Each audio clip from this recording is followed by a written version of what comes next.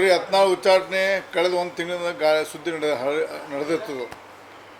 ಇದು ನಮಗೆ ಮೊದಲೇ ಸುದ್ದಿತ್ತು.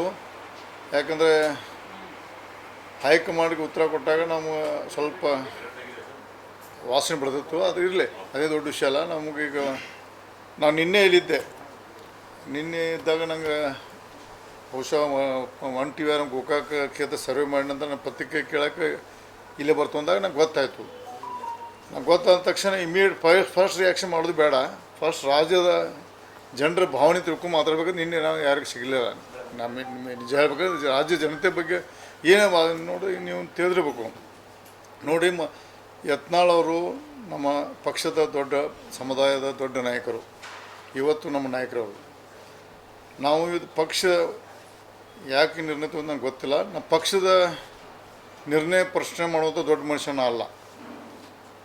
ಪಕ್ಷ ನಮ್ಮ ಎಲ್ಲಕ್ಕಿಂತ ದೊಡ್ಡ ಪಕ್ಷ ನಿರ್ಣಯ ತೊಗೊಂಡು ಅದನ್ನು ನೋಡೋಣ. ಯಾಕೆ ತೊಗೊಂತ ನೋಡ್ಕೊಂಡು ನಾವು ನಾಳೆ ಸಭೆ ಸೇರತ್ತು. ಯತ್ನಾಳ್ ನಾಳೆ ಬೆಂಗಳೂರು ಬರ್ತಾರೆ. ಇವತ್ತು ಅವರು ಚಿಂಚೋಳಿ ಫ್ಯಾಕ್ಟ್ರಿಲಿದ್ದಾರೆ. ಅಲ್ಲಿಂದ ಇವತ್ತು ರಾತ್ರಿ ಬೆಂಗಳೂರು ತಲುಪೋದು. ನಾನು ರಾತ್ರಿ ಬೆಂಗಳೂರು ತಲುಪ್ತೀನಿ. ನಾಳೆ ನಮ್ಮ ಎಲ್ಲ ನಾಯಕರು ನಮ್ಮ ಕುಡ್ಕೊಂಡು ಚರ್ಚೆ ಮಾಡ್ಕೊಂಡು ಹೈಕಮಾಂಡ್ಗೆ ಶಿಸ್ತುಸಮಿತಿ ಇವತ್ತು ಹೈಕಮಾಂಡ್ಗೆ ಯತ್ನಾಳ್ ಕಡೆ ಒಂದು ಲೆಟ್ರ್ ಬರೆಸಿ ಇದು ಪುನರ್ ಪರಿಶೀಲನೆ ಮಾಡಿ ಇದನ್ನು ಉಚ್ಚಾರಣೆ ಹಿಂಪಡಿಬೇಕಂತಂದು ನಾವು ಎಲ್ಲರೂ ಕೂಡ ಮನವಿ ಮಾಡ್ಕೋತೀವಿ.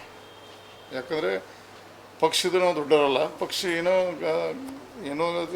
ತಪ್ಪು ಗ್ರಹಿಕೆ ಇರ್ಬೋದು ಅಥವಾ ಏನೋ ನಮ್ಮ ಕಡೆ ನುಣ್ಣೆ ತರಬೇಕು, ಅದೆಲ್ಲ ಸರಿಪಡಿಸ್ಕೊಂಡು ನಾವು ಪಕ್ಷ ಮುಂದುವರಿಬೇಕಂತ ನಾವು ಯತ್ನಾಳ್ ಅವ್ರಿಗೆ ನಾವು ಮನವಿ ಮಾಡ್ಕೋತೀವಿ. ಮತ್ತು ಹೈಕಮಾಂಡ್ಗೂ ಮನವಿ ಮಾಡ್ಕೋತು. ಮತ್ತು ಇದು ಆಗಬಾರ್ದಾಗಿತ್ತು. ನಮಗೂ ಒಂದು ಮನಸ್ಸಿಗೆ ನೋವಾಗಿದೆ.